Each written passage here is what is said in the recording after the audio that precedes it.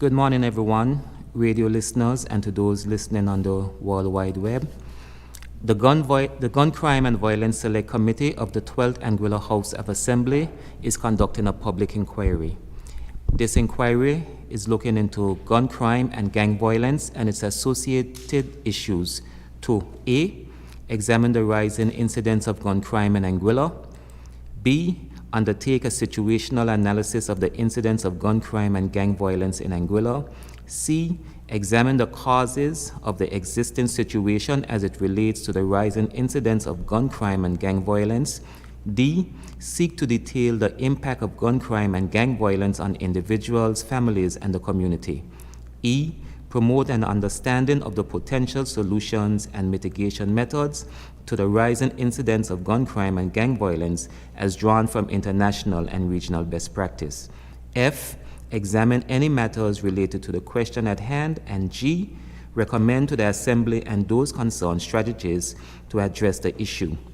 The members of the committee are Honorable Member for Road North, Merrick Richardson, myself, the chairperson, Honorable Single Island Wide Member, Mr. Kenneth Hodge, Honorable Member for Valley South, Ms. Deanne Kentish Rogers, Honorable Member for Valley North, Mrs. Shelia Rogers Webster, Honorable Single Island Wide Member, Mr. Kyle Hodge, Honorable Single Island Wide Member, Mr. Joseph Vanterpool, and our two expert advisors, Community Services Planner, Mrs. Hyacinth Bradley, and former Police Commissioner, Mr. Daniel Proctor. And with us also is clerk to the committees, Ms. Vanisha Proctor. Today is the final public hearing of the committee. The hearings will be live streamed via the House of Assembly's Facebook page and Radio Anguilla, and all sessions are open for the public to attend. Today we have with us the Commissioner of Police, and I'll give you a chance to say your opening word. Oh, before we start, we'll start with a word of prayer. Good morning, everyone. Heavenly Father, Lord, thank you for your goodness. Thank you for your mercy. Thank you for bringing us all here safely once again. Lord, as we continue with this session, Lord, we pray, Lord, that it will go productive. In your precious name, Jesus. Amen. Amen. Thank you. Commissioner, I'll give you a chance to make your opening remarks. Good morning, committee. Good morning to those online. It's my privilege this morning to be asked to come before the committee and give my thoughts in relation to the current issues that are facing the island and how we as an island can come together to tackle the scourge of gun crime which is facing our community and destroying the lives of some of the young people on our island. I want the committee and both all those in the island to know that both I and the RAPF are committed to tackling this issue. We are committed to working in partnership with both the community, the government, my statutory partners in relation to this issue, and to working together to reduce the gun crime on this island, to bring illegal weapons forward for destruction, and to prevent death and injury on this island. It is the job of the RAPF to keep communities safe on this island. And as I've said it before, my overarching three principles are that we have a confident community within Anguilla. We have a community who are engaged with us as the RAPF, but hopefully with our partner agencies as well on a wide basis, and that we create a safe island for all those who live here, work here, and holiday here. That's all I'd probably like to say in my opening remarks at this moment, Mr. Merrick. I'm sure the committee have some questions where I can perhaps go into some detail. I have been off island with work and a period of leave for the last 3 weeks. I arrived back last Sunday. I had asked for some statistics to be drawn up for me. I may or may not have all that you're looking for. There were some technical challenges, but I'll touch on those perhaps a little bit later. But what I cannot provide today, I will provide for you at a later stage. So we'll now start with the questions. Good morning, Mr. Clark. Thanks for joining us. Good morning. My first question, could you just give us a bit of your assessment as to the current situation as it relates to gun crime and violence in Anguilla? From your perspective, what are we facing?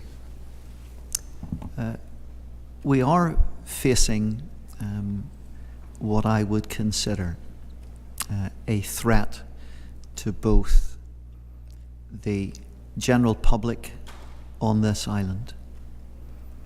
We're facing a threat to those who are involved in gun crime on this island. And there is also as we unfortunately saw last sort of Friday week ago, to tourists who come to this island, we're facing an economic threat to this island by those who perpetrate gun violence.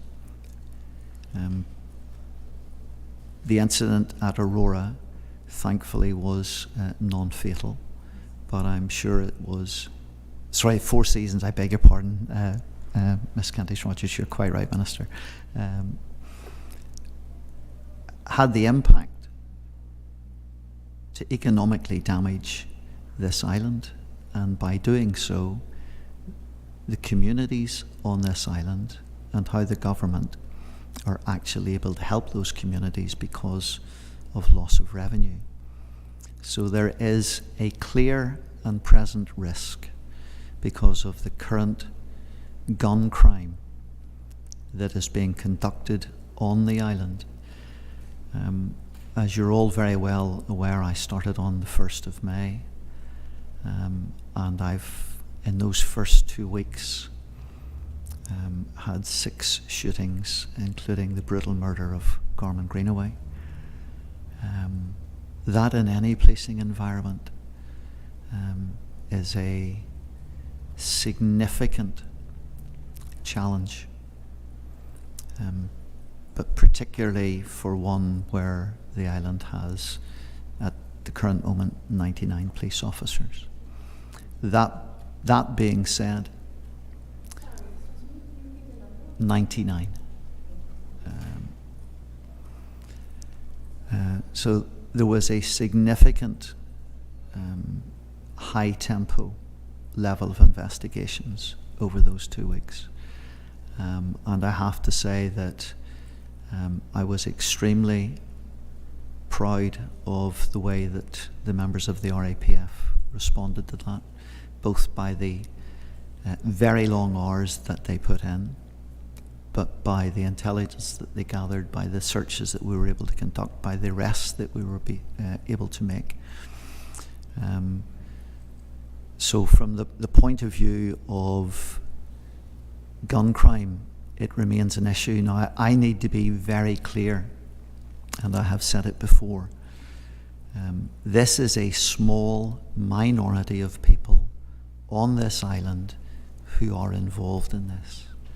It is probably between 0.5% and 1% of the current population who I currently believe would be actively involved in this type of behaviour.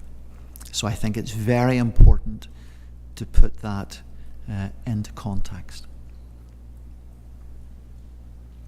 Yes, Mr. Hodge. Commissioner, just going back to your earlier point about the success, is this suggesting perhaps, because we've had these instances of gun violence over the years, but are you beginning to see maybe an increased level of cooperation, an increased level of information starting to come in recent times?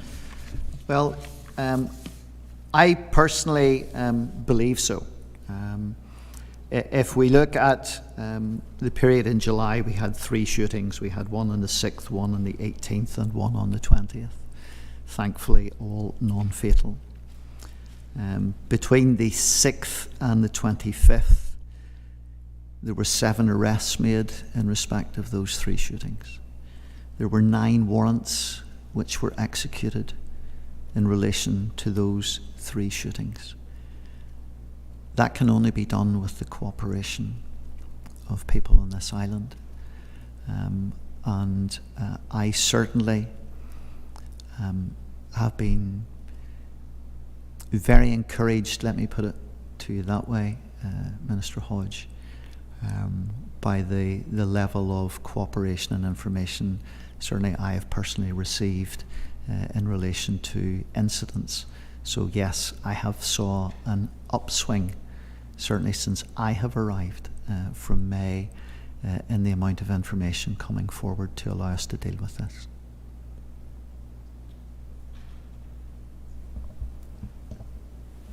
Thank you, Commissioner.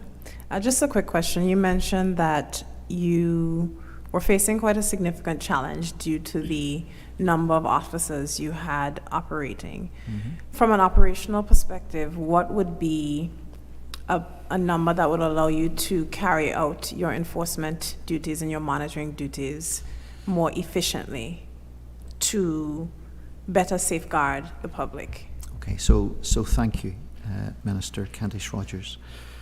So of the currently the 99 officers I have 4 on permanent secondment to another unit, so that actually leaves me 95 that I can deploy across a range of departments.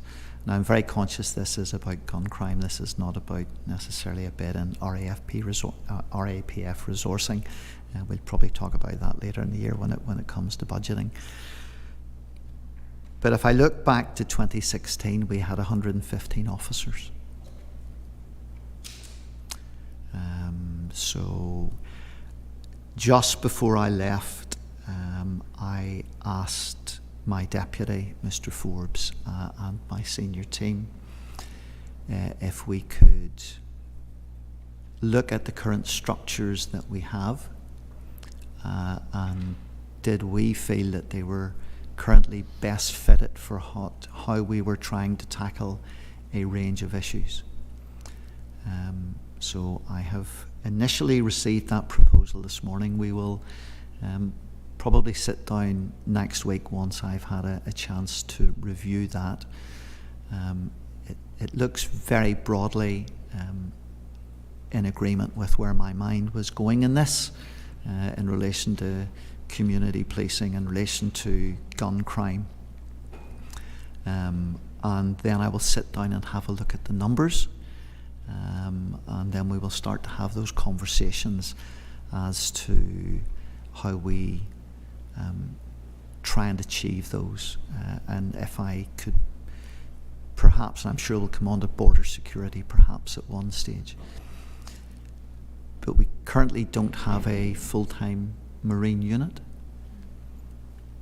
And I understand for a number of reasons, because of Irma and losing the previous boat that we had. It would be my wish to re-establish that. I think it is an important part of the jigsaw in trying to secure our borders. I've certainly had discussions with my colleagues in Customs, and I know Borders is primarily their bailiwick, but we do need a partnership approach to securing the border. We are an island, we're surrounded by sea, so it makes sense that we have some interdiction capability. You only have to look back to while I was away, when working in partnership with our colleagues in the British Virgin Islands. We seized 1.9 tonnes of cocaine in our waters. Street value of that is anywhere between 100 and 140 million. That is not an insubstantial amount of money. BVI then, just before I came back, seized another ton of cocaine. in their waters. So it shows the importance for me of having that capability of being able to put some sort of interdiction, not just for drugs, but also to prevent guns being landed from elsewhere in the Caribbean onto our island. I have a follow-up question, 2 follow-up questions. Do you find, or has it been the experience of the Royal Anguilla Police Force to find a coupling of the importation of drugs and the importation of guns? Have they been coupled, or are they separate and apart? The honest answer is probably a little of both, depending upon what criminality you're involved in. So the answer is probably a little of both, just depending whether you want a gun or whether you're bringing in drugs and you need additional guns. You might do both. And the second question really is a follow-up to what you stated earlier in relation to you would have had, the Royal Anguilla Police Force would have had 116 officers in 2016. Do you know of the reason for the exodus of officers? What was the I'm sorry, I don't. I would have to ask and come back to the committee. Okay. I'm not sure. It could have been for a number of reasons, but I wouldn't like to speculate. Okay, thank you. Good morning, Chief. Good morning. Okay. We're comforted by the fact that you said it's a small minority, but though we may not be able to achieve complete eradication, but we really want to get down on gun and crime and gang violence. In terms of the population, can you give us a definition in terms within that minority? What does it look like? There will be the spectrum of age. There will be those who are leaders who are older. There will be those in the criminal gangs who are in that middle tier, as I call it, who may be between, experience will tell me, maybe their early 20s, very late teens, early 20s.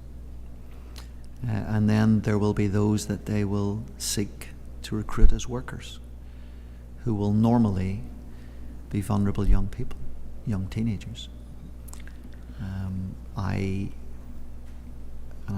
have said it before, and I will say it publicly now, and it may sound very, very strong. I very much liken the people who recruit young people into this type of activity as child abusers. They are grooming young children. That's exactly what they're doing. There's no difference. And that's what it needs to be seen as.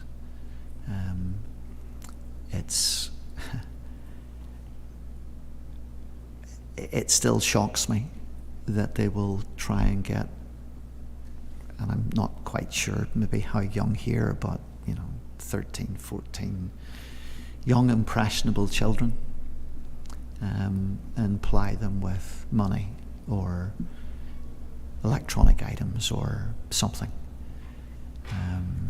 to feel that they have a value. The child not knowing that when they get caught they have no value except a criminal record that may destroy the rest of their lives. And I know you're very much involved in that upstream intervention work as the Minister in Education. That's very much a very important preventative multi-agency piece that we need to get in on to do. One, identify vulnerable children, and then put a package around them that prevents them from being abused in that way. Definitely. Our youth definition currently it's 35 and under, 13 to 35. Does the upper tier fall within 35 and under? 25? 35. 35. Yes. So basically we could make a general conclusion to say that the majority of our active persons involved in gun and crime are actually youth. Yes, it's nice to know that 35 is considered youth.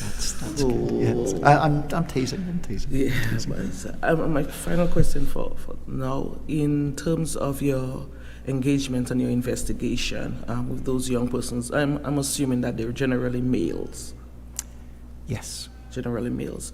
From your observation, what are driving these youth to participate in gun and gang violence? There may be a number of reasons. I've said it may be financial, or it may be a reward of some other type. It may be because the gang has got them onto drugs and they're supplying them drugs for free. It may be a sense of belonging. It would not surprise me that if, the gangs are targeting perhaps broken families, children who do not have a figure to look up to give them a different direction, and they then suddenly try and become that surrogate.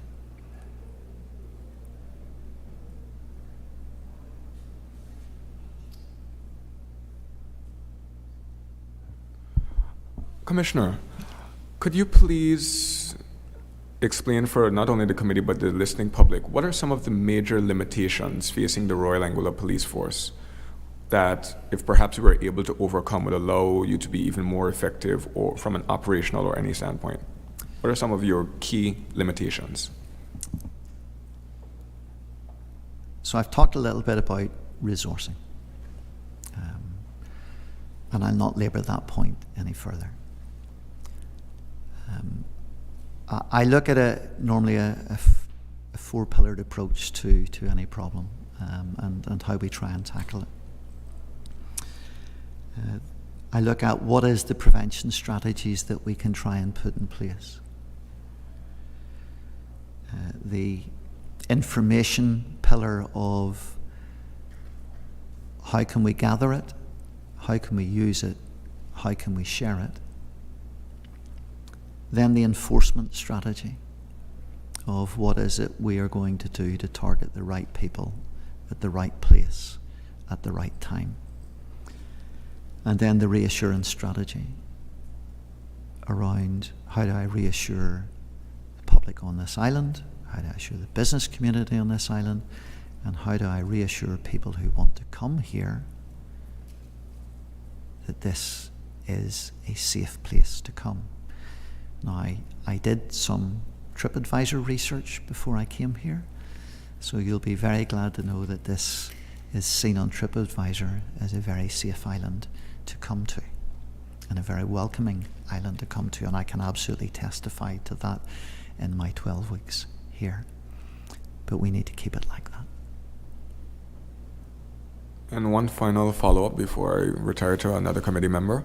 What would you say is the current morale of the officers within the Royal Anguilla Police Force? I think there are some challenges,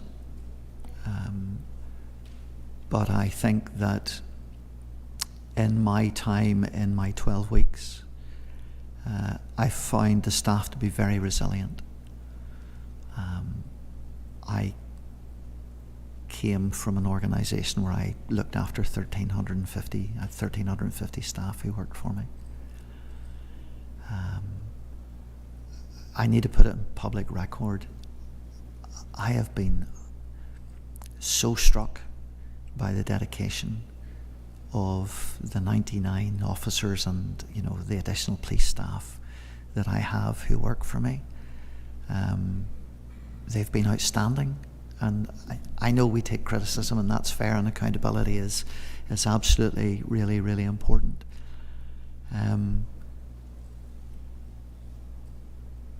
I'm really proud of what they've done in the 12 weeks I've been here, and I want to be able to support them.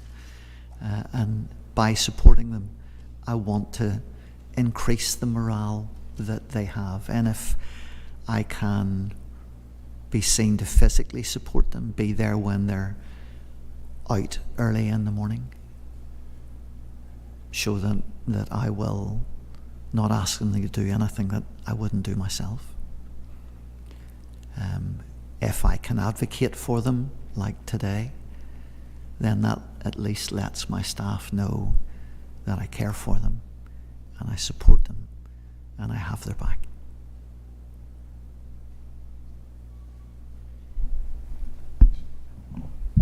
Thank you, Chair. Thank you very much, Commissioner. In the past 10 years, how many guns have been recovered from the streets? I will have to come back to you with a firm figure on that. I don't have it at just the moment. I'm sorry. That's fine. Do you have any information, Commissioner, on what types of firearms are being used in crimes? Yes, I do. Without going into any particular technical detail that would disclose methodology or anything like that, we obviously have a forensic strategy. So I am aware that there are a number of different calibered handguns on the island, certainly ranging from 9mm through to .45. So there are a number of handguns widely available across the island, whether they are either revolvers or semi-automatic pistols. They are definitely there because I know they're there. I believe there may be a number of rifle-type weapons. The weapon that was used to murder Customs Officer Greenaway was of a 5.56 caliber.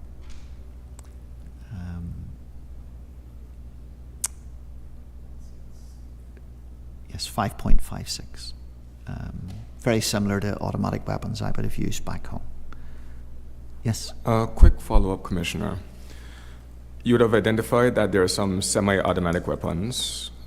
We see the use of high-powered rifles, but we also know that the Royal Anguilla Police Force, well, according to law, cannot carry above 9mm as a caliber or automatic rifles, with good reason. Mm-hmm.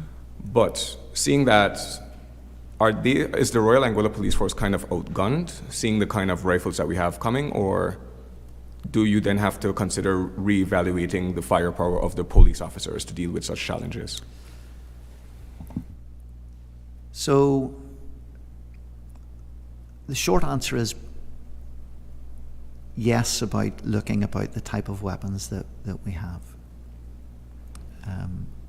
I am not one for having heavily armed police officers walking the streets. That's counterproductive to community policing, community confidence. It creates a perception that isn't necessarily there. It's about looking what is the best weapon for our either tactical unit or our armed response unit to have as their secondary weapon. The thing that we need to consider when you're looking at a firearm is, forgive me if this is going to sound slightly technical, I'll try to keep it very simple. It's the penetration of the weapon. So, or also if I miss, how far is the round going to go before it expends its force? So it's all very well talking about upscaling to 5.56 or 7.62, but that in itself brings risks that need to be considered, particularly for the general public. So we have a range of weapons that I'm probably currently satisfied with. I'm very familiar with them. I've used them over the last 30 years. They are good guns and absolutely good enough to do the job. But it's like everything else. It depends what you're faced with. So I'm very conscious. I don't want to be drawn down the rabbit hole of what's the best weapon, etc., etc. It's not just quite that simple. Good morning, Commissioner. Good morning, Mr. Ex-Commissioner. How are you? I am fine. Good. I am somewhat happy to hear you mention that you are seriously thinking about reviving the Marine unit. I've been there, worked there, and I know the importance And when I saw the suspension of the Marine unit, to me it was like Anguilla was opening a gate for illegal activities to take place on our borders and within our shores. We already know the borders of Anguilla are somewhat porous, but to take away the Marine unit or suspend it was for me a shocker, and I'm glad to hear that you are working to bring it back. In one of our witnesses before the committee, he mentioned that there should be some aspect of policing the Marine section of Anguilla. He felt that a lot of illegal things are happening through that section. What are the views of the RAPF with regards to policing the Marine section? The boats coming in and leaving Anguilla at various points and ports. So I'm very conscious that if stuff coming in and out, customs have a role to play. That's their formal role to ensure that items coming onto the island are either properly taxed or that they're seized because they're not legally due to be here. You know, they also have the role of, as you say, protecting that border, but I have a role to assist them. Now, since I've arrived, I have reinvigorated a joint meeting between the RAPF, Customs and Immigration in relation to intelligence sharing and operational working. In relation to the marine space, through the help of the Governor's Office and the government, I've been able to have meetings with both our French and Dutch counterparts, and have been able to re-establish with them a tripartite information intelligence sharing meeting where we look at areas and persons of interest so that we're able to best join up our resources to tackle those individuals that we're concerned about. Another thing for me, Commissioner, that I was pleased to hear you mention this morning is that there seems to be an increase in cooperation with the public and the police, something that I think is necessary to help the force detect some of the crimes that occur in our community and to have them successfully prosecuted.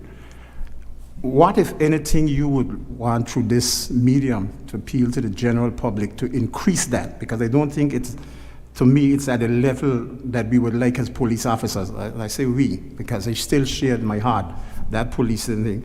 To the general public of Anguilla, who, to me, in some way seems to have been desensitized to crimes. There is not this loud discussions about the violence that we are seeing now in creeping into Anguilla.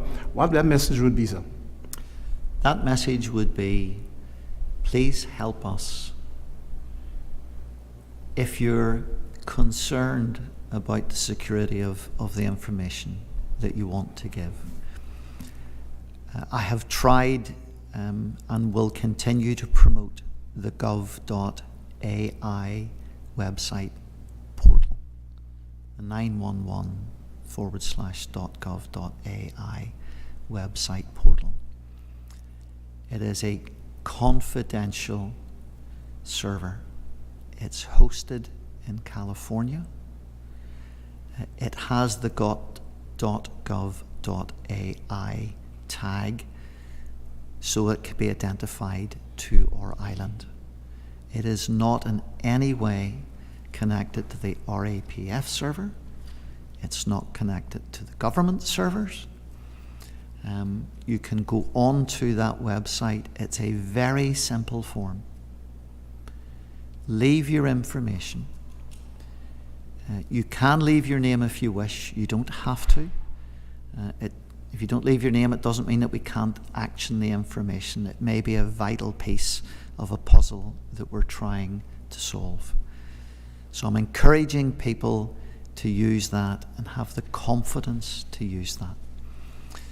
The other thing that I've tried to do since I've arrived is to say to people, talk to an officer you trust. I believe trust has been an issue in the past, sometimes. So find someone that you can trust. If that person's me, that's fine. That's fine. I'm very happy to speak to anyone. If you speak to me, I can assure you that I don't have any relatives on the island. What you tell me will be treated in confidence. And if you tell me something and it's actionable, I will do something about it. I will do something about it. So use me or use a trusted officer. The other thing I would say, if you have a concern about officers' behaviour, I need to know. I need to know. I need to know who they are. I need to know what they're doing. And I will do something about it. And for me, sir, that is also about building trust. I have one other thing I want to ask, Commissioner. One of the witnesses that appeared before this committee mentioned the model of Sweden, which speaks about firearm or gun neutrality. And it is one of the song bites from this committee here, and that the media seems to have aired more. And there's a lot of people in the community who are probably talking about it. Based on what you are seeing happening here in Anguilla with gun crime amongst the young people in particular, what are your views on firearm neutrality as a solution to the gun violence situation? Are you talking about a gun amnesty or? No, he was saying that I hear.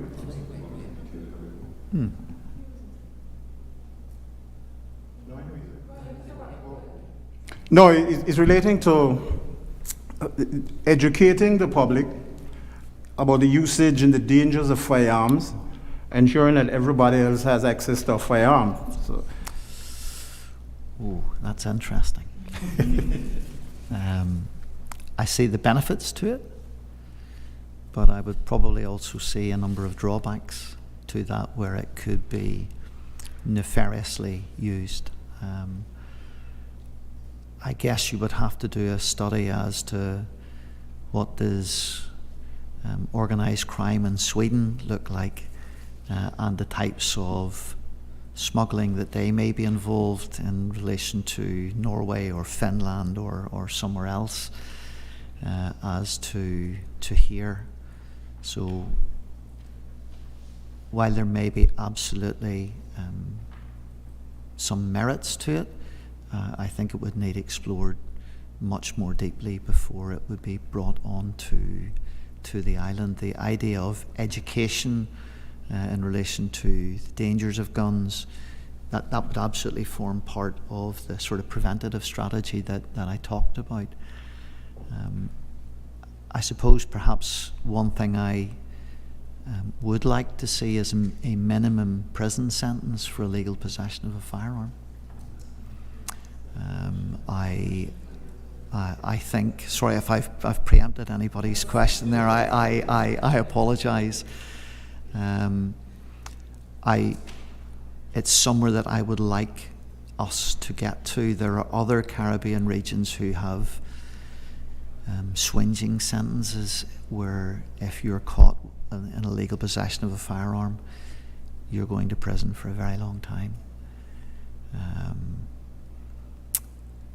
I understand that might seem quite punitive, but I think actually with where we are now, this is something that we need to consider. Carrying a firearm is a very serious offence.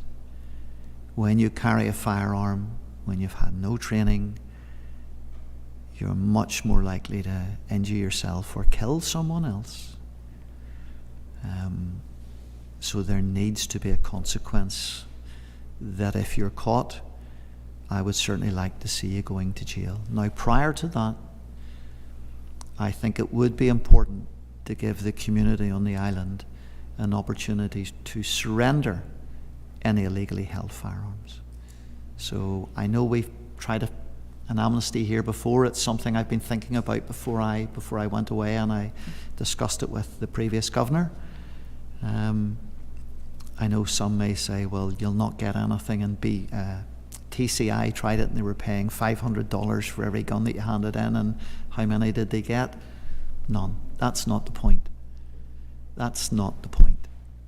The point for me is, it is us as law enforcement, it's us as a community saying, we are giving you an opportunity to surrender any illegal weapons you have prior to minimum sentencing coming in. This is your opportunity to protect you, or for someone to protect a member of their family from going to jail. More importantly, it's a way of us trying to protect our young people on this island. It's a way of us trying to protect our communities on the island, and it's another way of us trying to protect our economic well-being on this island by trying that. And if it doesn't work, it doesn't work. Just a quick follow-up in relation to the question about armed neutrality and your response to education.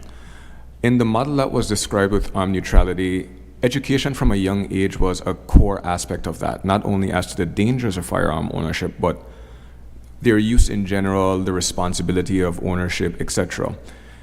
Do you think that there would be value in an education program in the schools, not only to the dangers, but about responsible ownership, the consequences of even with responsible ownership, and just guns in general? Do you think that that would have any value in young people not taking up a gun and feeling that they have all the power in the world? I think it's part of a wider curriculum in respect of gun crime, guns, how they fit into society, how they do not fit into society. So absolutely, yes, I do. Okay, thank you. So, Commissioner, you preempted me a little bit in terms of this question. I apologize. That's okay, that's fine. No, I prefer for you to get it out and to respond in detail. But obviously, the select committee is formulated of members, both expert members and members of the legislative arm of the government. And part of our responsibility is looking at the legislation as it exists, its sufficiency, what changes need to be done in order to ensure that we are achieving the stated objectives and goals necessary for the protection of this country. Mm-hmm. So my question to you is two-part, but we'll go one by one, is number one, what changes do you think are necessary to the pieces of legislation, the Firearms Act, and other pieces of legislation concerning criminality that is attached to the ownership of a firearm that needs to change in order for us to have a more effective system of control and prevention? So I'd probably start and work backwards. So yes, I am completely in favour of a minimum prison sentence if you are convicted of illegal possession of a firearm or ammunition. It's no different than, again, back home in Northern Ireland, where you would get a minimum sentence for that. You would also get a minimum sentence probably for a bladed weapon. And that is maybe something for consideration for another day. But so I understand this as a kind of discussion around firearms. So that, I guess, is my biggest ask around the sentencing piece, that instead of a fine, there is a minimum sentence in prison for if you're convicted. In relation to the firearms order, we have a process by which you can go through to apply for a firearms certificate in this island. I'm satisfied with that. I'm satisfied with where it is. I've been approached by a number of people saying, I want a firearm. Why do you want a firearm? Well, I want a firearm. And I've said, look, there is a process that you need to go through. So, and I've said to a few people, look, this is not, it's not like the USA. It's not like there's a constitutional right for a person to bear arms. And I said that wouldn't be a decision for me on this island.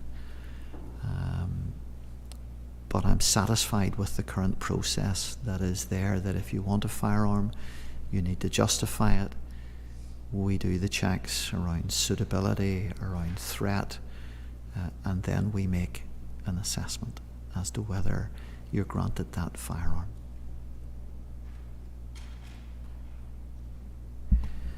Thank you. A follow-up question from your response really is, you spoke about minimum sentencing.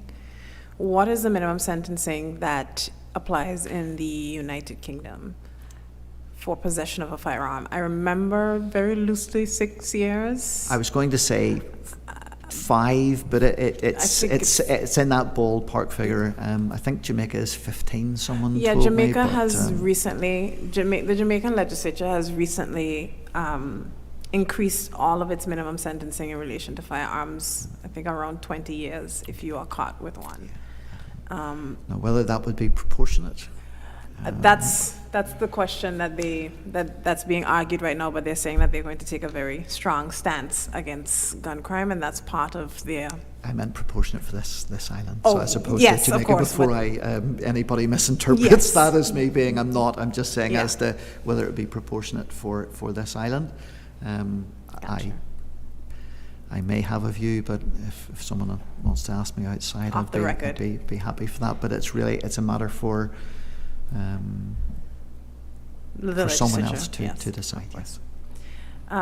Second question relating to the legislative protections really relates to the legal provisions around grooming. So we've spoken about, it's the same question.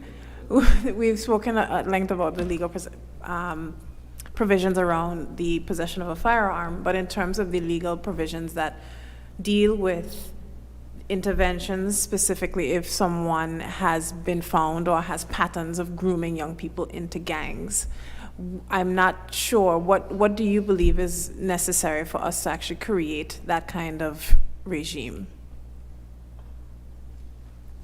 It's a big question. It certainly is.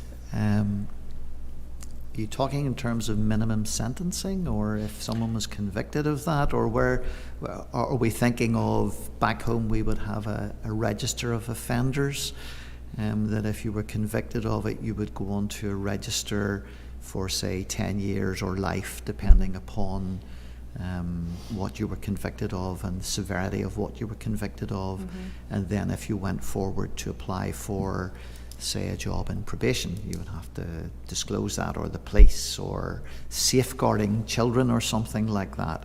So I think some sort of formal register of an offender that they have to sign on to for a period of time or for life or whatever it happens to be, and then that if they go forward that they have to disclose it so that they don't have the ability to move from post to post or job to job and continue to groom in the same way. Do you believe that our criminal code sufficiently captures the offense of grooming? I would have to go away and come back to you on that, Okay. on that, Minister. I don't know. Okay, thank you. Commissioner, a couple questions for you. Mr. Hodge. I appreciate that some of this may be slightly tinged on operational issues, and I respect that if you cannot fully answer. But we have heard so much about our porous borders. Mm-hmm. We have heard a lot about the lack of effective monitoring of our borders. We have seen a lot of brutal gun crimes here over the years. My question is, are we seeing the influx of maybe criminal elements from overseas into our country committing crimes? I mean, there's a perception that people come in and commit a crime and then they sneak them back out. I mean, this is one of the talking points around. That would be a line of inquiry in any investigation that we would look at. Okay. And in terms of collaboration between your agency and other regional agencies, St. Martin, St. Kitts, BVI, do you have that level of sharing of that kind of information again? So certainly between St. Martin and ourselves, I'm satisfied that those structures are now formally coming into place and that the information and the meetings are happening. And I can actually tell you this afternoon, staff from Anguilla are going to St. Martin for that very purpose. Okay. In relation to BVI, just before I left, I had a meeting with their head of intelligence and our head of intelligence, and again, very satisfied with the level of cooperation there. Also in relation to outside partners that I won't mention, they are not as developed as I would like at the moment, but I'm back to them. This is week 12, so I'm still getting to know people and build those relationships. Okay. And my other question before I give others a break. The way that you share information seems to have been improved. You seem to have a improved interface on social media that seems to be more engaging, more information sharing. I don't know if that's a deliberate strategy that you've adopted, and what has been the feedback that you've been getting? So thank you, Minister, for your feedback. Yes, it is a very deliberate strategy. Prior to my arrival, when I knew I was applying for the job, I had obviously done some research online. And while some of the stuff that was coming out I thought was quite good, I thought we could perhaps do more. So if you remember, I talked about the reassurance strand that we look for. This is very much fitting into that category of public reassurance. It's about showing the public that if you work with us, the results will be there, and we will show you that they are there. So it's very important to me that we continue that. I get not everybody does Facebook, particularly perhaps some of the age group that we're trying to engage. So I had started to consider just before I left, and I'm old, I don't do that type of social media, but I know that I have people in the organisation who are probably good at that sort of stuff.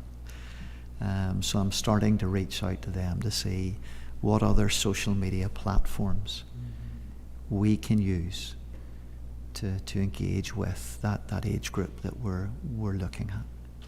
But thank you for the feedback. The feedback, it's been very broadly positive, very broadly positive.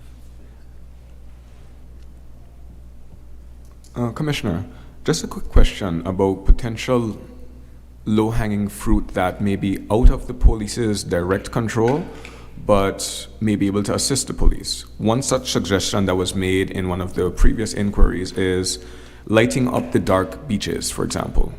So the Forest Bay, completely lighting the area so that it's not as dark. Do you think that such initiatives, like lighting the dark areas, would be of assistance, or would that not fully solve the problem? As well as, are there any other low-hanging fruit that you see such as that we could implement? Perhaps yes, but if the beach is illuminated, who's going to respond to it? To a degree, and if you're going to do it, how are you going to back up what you've done? So in principle, absolutely, because dark doesn't like light. Okay.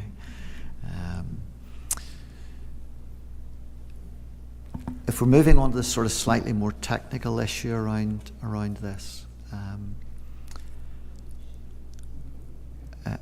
I perhaps would like to see at some stage, and I know there would be probably a significant expense when it comes to this. I spoke with Digicel before I left. I have certain equipment that I use back home, which was particularly beneficial. I would probably like to see that in some small scale come onto the island. That again increases public confidence. It's not just about CCTV, by the way. It's not just about that. But that plays a part in it. But that is something I would like to see at strategic points in the island. I think that would be beneficial in relation to public safety, but also in any evidential trail that would come along later. I will probably follow up with Digicel later this month, just around what that might look like.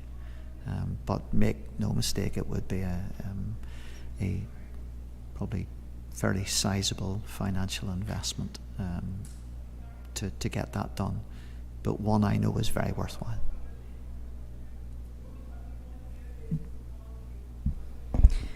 Commissioner, I have a question as it relates to the assignment of district officers, community policing. Yes. I want to know how effective it has been, and then I have a comment after you would have indicated that. Okay. So we have the 7 districts. We have 1 officer attached per district at the moment. If I'm being completely candid with you,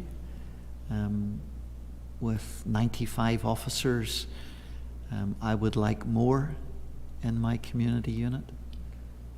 I come from a community policing background, so I know how effective that can be in a community, whether it's around antisocial behaviour, criminal damage, not just gun crime, but general issues affecting a community. So I am very, very bought into community policing, and it's very interesting you asked the question because it formed part of the restructure that I was looking at. I know my team do their very level best, and they're called on sometimes to come and do other duties and be abstracted for other things, and that's a real frustration for them. Because I had a meeting with them before I left, and it was probably one of the things that was top of their agenda. But it's also frustrating for the community. And we've Carnival coming up sort of next week, so it will be all hands to the pumps for us. And I do want you to be reassured, because we're talking about gun crime, that I will be increasing my response to Carnival to make sure that I minimise the risk of gun crime over that period. And I would, because I know this is public, I would ask if people are concerned that they please contact us. Again, I've given you the means with how to do that confidentially. That will help me pre-plan, or if you're concerned on the day, give us the heads up of hopefully trying to prevent something happening. Hopefully it won't. Hopefully it'll be a great week and everyone will have a great time. I'm confident that it will. But would I like to see community policing more effective? Yes. Can I tell you a quick story? Sure. And this is how I know it works. So I went as an inspector, it's a long time ago now, to a particular regional town. And I went to my first public meeting, and it was challenging, if I put it like that. I was told that the police were rubbish, we didn't trust the police didn't do anything, couldn't tell the police anything. And I've talked about a lot of the stuff I talked here this morning, and I said, look, you the community live here 24 hours a day, you work here, you socialise here, you gossip here, you know what goes on here. I might work here 6 days a week and 10 hours a day, and then I'll go home. And I said, but the one thing you need to know about me is if you tell me something, I'll do something about it. And if you tell me something, I'll keep it confident. And after the meeting was over, it's always very traditional back home that you have a cup of tea and a biscuit. And if I'm being really honest, I didn't want to stay. But it would have been really impolite because I got a really hard time. But I did. And it was very clear that there was one lady who wanted to speak to me. And she waited her time, and she waited her time, and she waited her time, and she eventually got me. And she said to me, "Did you mean what you said?" And I said, "I did." She said, "If I tell you something, you'll keep it confident and you'll do something about it." I said, "Yes, I will." So she explained an issue. It was Halloween. There were young children who were putting fireworks through old people's letterboxes and being a general nuisance in the area. And she explained that on a certain night there was a certain van came to the estate at a certain time, and she believed it was selling fireworks, and it was selling illegal cigarettes, and it was selling drugs. And I went, "That's fine, leave it with me." So the next Wednesday night I had 2 officers properly briefed. And I said, "You will stop the van, here's the relevant legislation. And you will do it very publicly." And they did, and guess what? They found fireworks, and they found illegal cigarettes, and they found drugs. 1 minute past 9 on Thursday morning, that's how long ago it was, wasn't mobile phones. 1 minute past 9 on Thursday morning, the phone on my desk went. And who was it? That lady. That lady was a fountainhead of what happened in that village and that area. What was achieved over the next 2 years was eye-watering because of the trickle-down effect of other things that happened, and other people started to come forward, and it was transformational. So I know it works. I know community policing works. And I'm absolutely bought into it. Thank you very much for that, Commissioner. And I indicated earlier that I wanted to make a comment at the end. I do agree with you. I think it's important and I think it works. I'd also like to commend the officer that is assigned to my district, Officer Brown. From the inception of being elected, she reached out to me and we've created a connection, and she finds herself present to almost all community events and activities that we host in the community. As recent as this Saturday, we had a fundraiser for our community center, and Officer Brown, Officer Lang, Officer Hughes, Ashley Hughes, and Inspector Harrigan. The 4 of them were there for about 4 hours for the day, serving, assisting wherever possible. So I just want to commend them publicly for it, and for the community policing initiative generally, because they are really making solid attempts to connect with the community, to get to know people within the community, and I do appreciate it. So I want to thank them publicly, and thank you yourself for encouraging it. And I'd also like to see another male officer assigned in addition to our female officer. So thank you. Thank you for your very kind words. I'll make sure they're reinforced with them. Thank you very much. I just want to echo similar sentiments to Ms. Rogers-Webster. I work very closely with the community policing units, and we've been doing a lot, particularly in the area of prevention.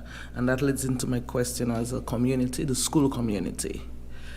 So we want to get a better understanding of the marriage between the school and the police in terms of the security concerns that are at the school and the potential threats of gun violence. Is there a formalized policy, and how can the police, I guess, better support the school or continue to better support the school in terms of preventing any potential threats at that level? Thank you, Mrs. Bradley. We do work closely with the high school, and as Minister Kent East Rogers knows, we had the unfortunate robbery of the young person at the sports field, and the concerns that that brought, both from the parents, the pupils, and the teachers. I was very grateful to the Minister and to the Head of Education for allowing myself and Stephen, the Head of Intelligence, to come and speak with all the teachers around the reassurance that we were putting in place to make sure that the examinations could run smoothly and safely over the period. We put in a number of additional reassurance patrols at times that were identified by the headmistress at that time, and also to give help and reassurance and to make sure that pupils could finish their academic year. On occasion, I assisted a pupil to sit some exams at the police station, because that gave them a degree of security and confidence to their parents, so I was happy to do that. I believe the department did look at additional security prior to that.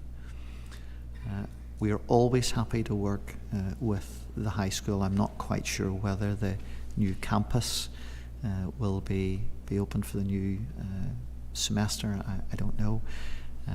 I think that would be part of a solution and probably a more secure environment for the pupils who are there.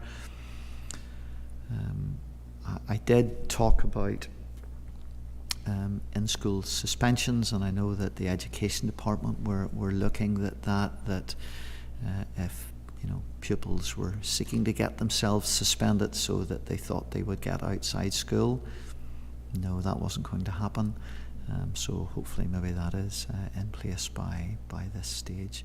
We will always work with the education, but particularly the high school, because that's probably seen as the most vulnerable location to ensure the safety of the pupils and the staff and the general public in that area.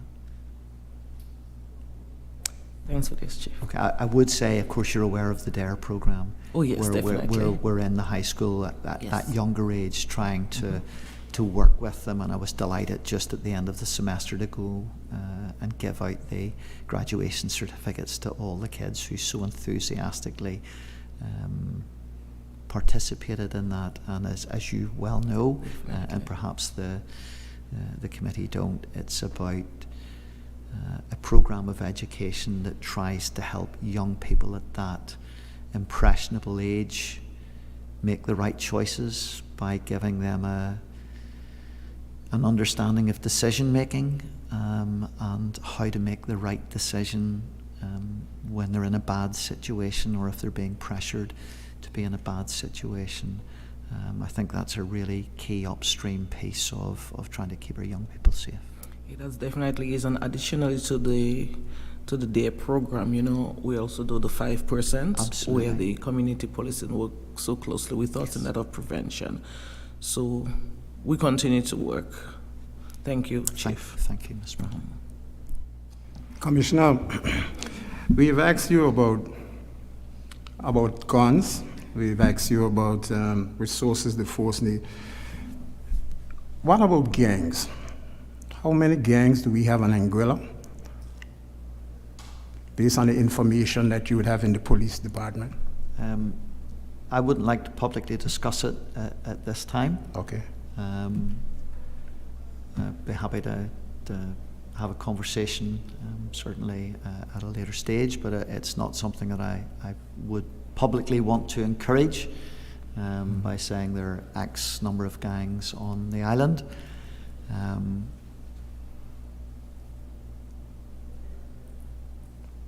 If I can leave it at that. That's fine. I just leave it there.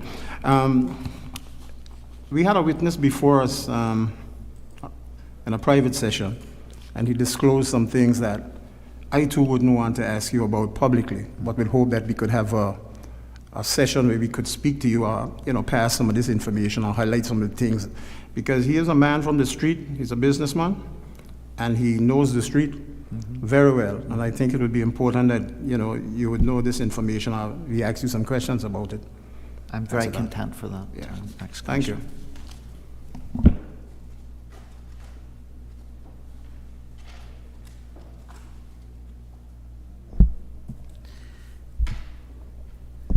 Okay, so Commissioner, I know we've asked a lot of questions, as Mr. Proctor said, about guns in Anguilla.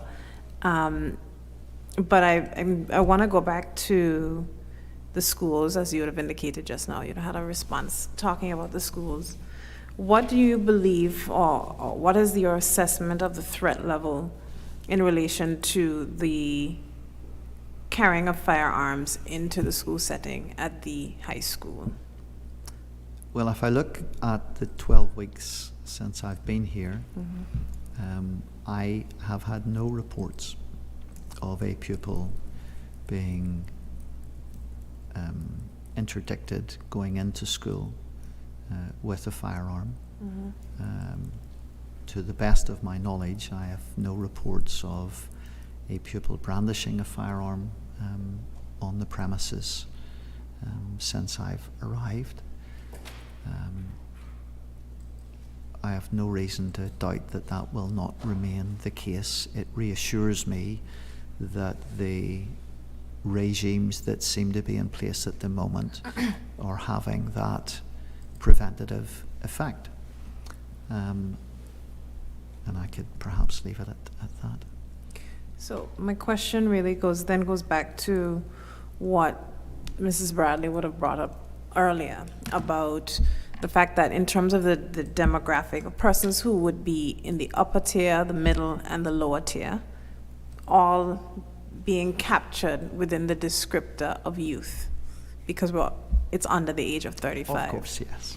So from that perspective, when you have persons who are low level, who are being groomed into the system of criminality, how does the Royal Anguilla Police Force see itself as a stakeholder within that structure? Because those children are still going to school, whether or not they have been convicted or had a run-in with the system, the criminal justice system. They've already started being groomed by persons who may or may not be on the radar of the Royal Anguilla Police Force. How does the Royal Anguilla Police Force see its role in those relationships? We're a key partner in those relationships. It's important that those children don't see the police as an adversary, but more of an advocate for them and for their future. We need to be seen to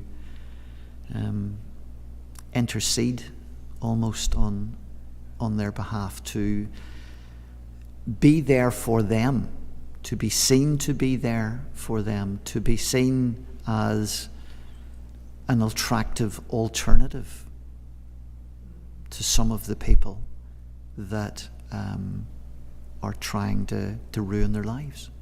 So I'm a key stakeholder as the Commissioner of the RAPF in trying to prevent young people having their lives destroyed, and I will play any part, as will my organisation, in any way we can with our partners to try and prevent that.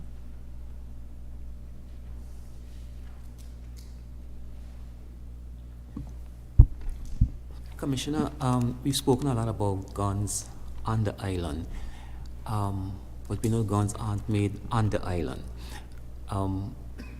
In your professional capacity, how easy is it to get guns into the island? Maybe I should rephrase the question. Is it too easy to get guns into the island? Yes. And what are some of the things you think we can do to make it a bit harder, if you care to discuss in this forum? So we've talked a little bit about border security. I guess, how confident are we down at Blowing Point? I know the scanners are there going out. Who scans the stuff coming in?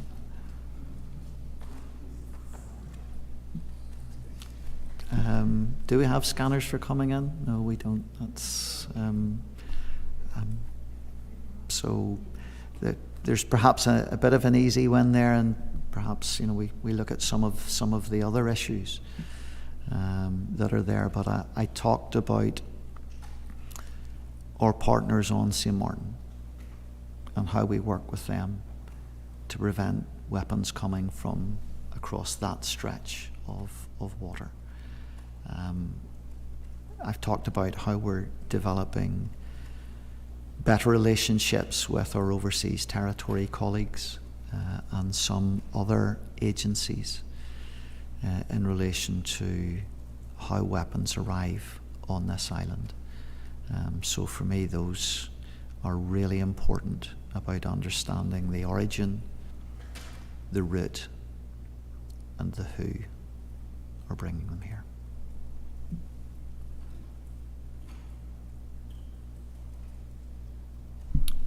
Thanks so far, Chief. My final question is just a message. You spoke about trust in the police and sharing of information. What else can we want to hear it from you, we as individuals and as a community, do to really reduce gun and gang crime on the island if we're serious about taking that step as a nation? What would you tell an individual, a young person, a family, the community?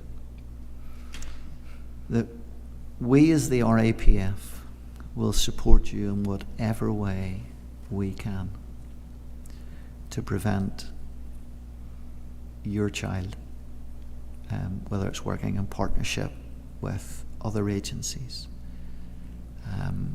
I would much rather divert a young person. We all make mistakes. We all make mistakes.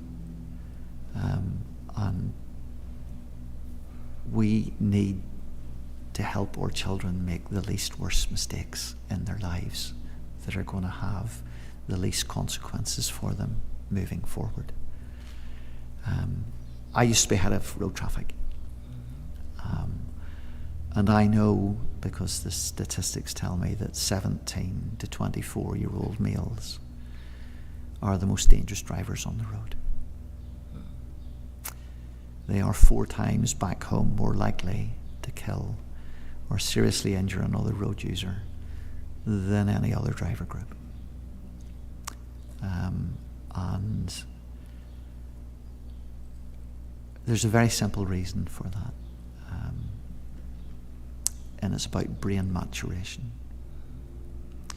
Very quickly your brain matures from back to front. So the back part of your brain controls your breathing, hence why when you're born as a baby it's fully functional so that you as a human being can survive. That's why head injury is so dangerous. And because of that part of your brain is damaged, there is no coming back from that. As you develop, and this might make some people smile, when you reach teenage years, you get a big dump of hormones and your brain starts to mature in a different way. And that's when you start to think emotionally. And if your teenage children have ever said to you, "Why are you ruining my life?" that's because that's how they see it. They see it in that emotional state. They don't see it in a rational state. It's all about the thrill, the excitement. They don't see the consequence. The final part of your brain, and I got this from a conference, a brain scientist many years ago, are the 2 frontal lobes. They're the last part to develop, but I'm told that those are the parts that make you think, oh, that might not be a good decision. And they don't normally develop until 25 plus. So if you all think back to when you were 17 to 24? Did you do things then that you would never do now? And that's probably why you did it. Because you would undertake risky behaviour because you didn't see the consequences. And there's no difference in road safety and gun crime. That age group doesn't think with the front part of their brain. They think with the emotional part of their brain. They react. And it's how do I, as a police officer, engage that emotional part of their brain to put the foot on the brake.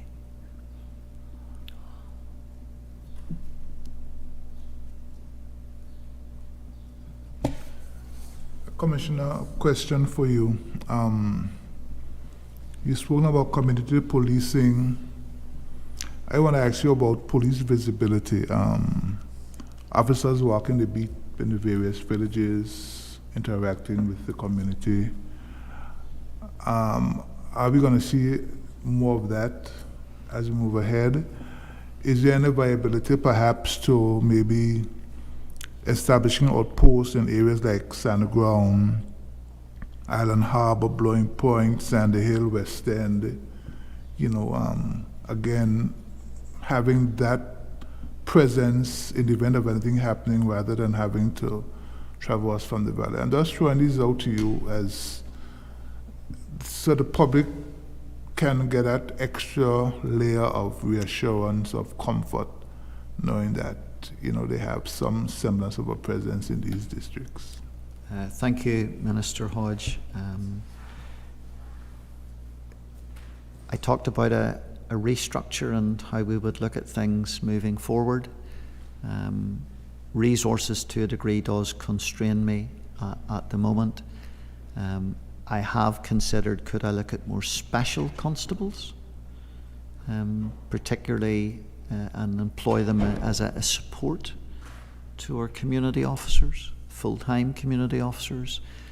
I successfully, my previous organisation successfully used that model of what we would have called part-time officers who would have come in and assisted our community full-time colleagues on certain days of the week or at certain events, and I find that really useful but also less expensive, that you were able to draw people in and out as you needed them, and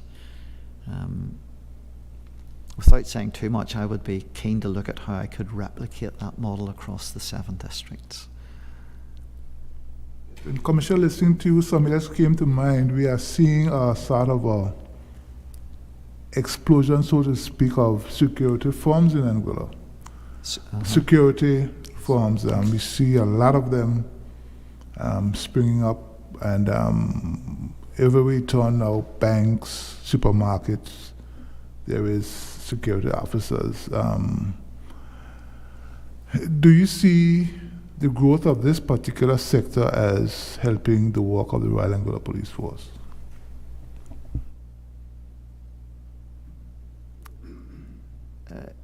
Tangentially, yes, because I guess if there's a security officer standing outside a building, someone is perhaps less likely to think about a robbery on that building. So from, I guess, that acquisitive crime point of view, yes, there's probably an unseen benefit that we accrue from that.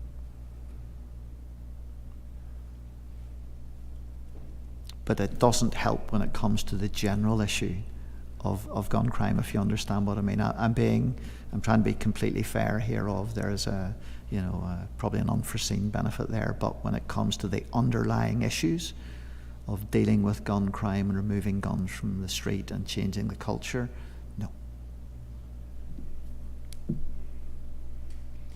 Commissioner, as we're about to wrap up this session, we'll just ask you to make any closing remarks you'd like to make at this time. I would like to thank the committee this morning for inviting me.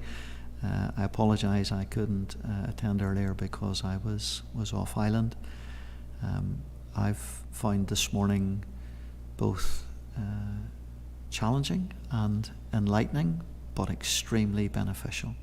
I think this is an extremely important part of public accountability.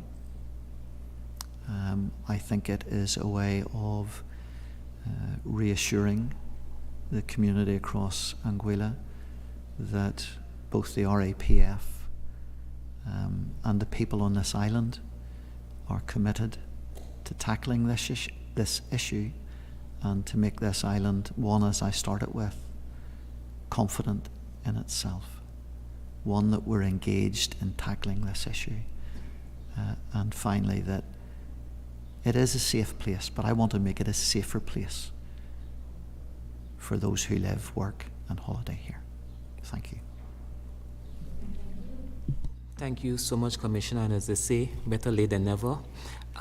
We really do appreciate you accepting our invitation and being so open and frank with us in this discussion this morning.